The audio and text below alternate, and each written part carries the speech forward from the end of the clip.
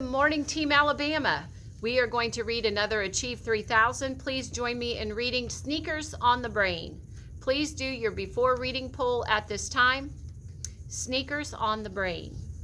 Vocabulary that may be new to us today: extortionately, highly excessive or immoderate, and pristine, clean and fresh, pure and immaculate. Okay, join me in reading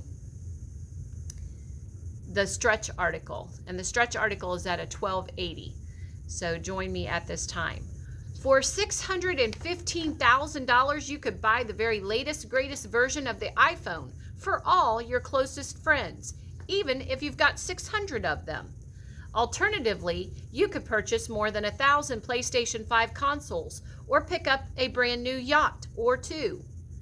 But in August of 2020, one shopper made a different choice, shelling out $615,000 for a single pair of sneakers.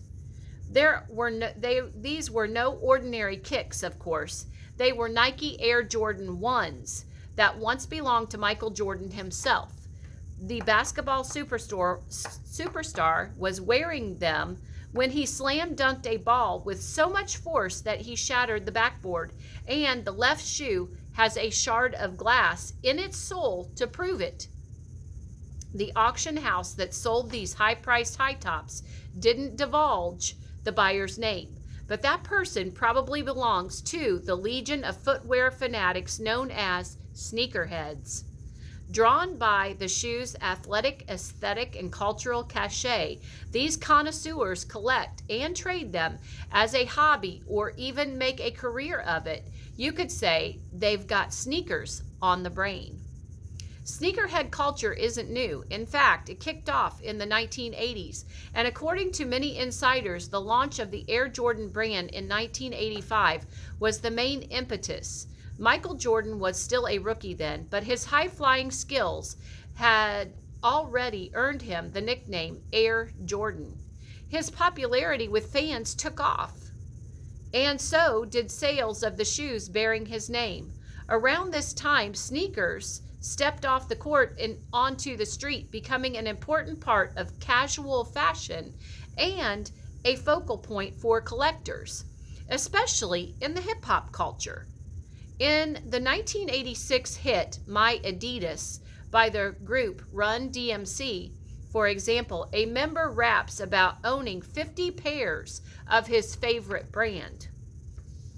In the decades that followed, devotees sometimes went to extremes to buy sneakers that were uncommonly cool, exceptionally rare, or both. In 2005, for instance, Nike produced only 150 pairs of Pigeon Dunk, which had New York City's unofficial avian mascot embroidered on the heel. So an avian is a bird, so there was a bird embroidered. Before the drop, people lined up outside a store in Manhattan and camped out for days during a snowstorm to score a pair. Today, the sneakerhead culture is alive and kicking, appealing to trend-setting teens and kids, adult fans of street fashion, and big-time collectors.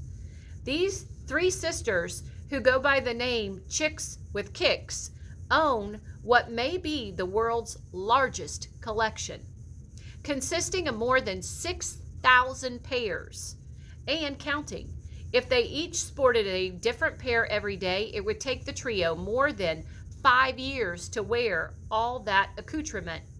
But they prefer not to tread on their treasures and instead keep them in an air-conditioned, humidity-free storage unit. Tread on their treasures is a literary device, guys. If you said alliteration, you are correct. The business of buying and selling sneakers is booming, fueled in part by the internet and social media apps that help shoppers locate hard-to-find shoes. Whether they're up and coming releases, current models that are sold out in stores, or old classics, for example, people pinning for Pigeon Dunks, which retailed for $200 in 2005, can now pick up an authentic vintage pair on a resale site, provided they've got about $30,000 to spend. They only paid $200 for them in 2005. But not all sneakerhead commerce happens online. Events like SneakerCon, which takes place in cities around the world, bring thousands of enthusiasts together to buy, sell, and swap sneakers.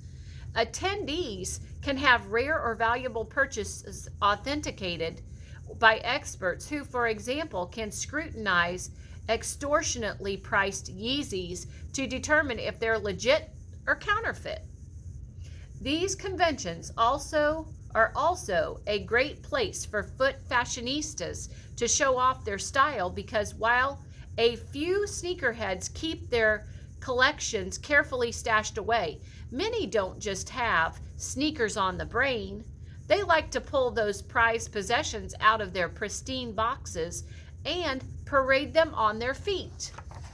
Okay, guys, you're going to do your article at your Lexile level and answer your activity questions. Make sure you've done the before reading poll for sneakers on the brain. Have a great rest of your day, Team Alabama.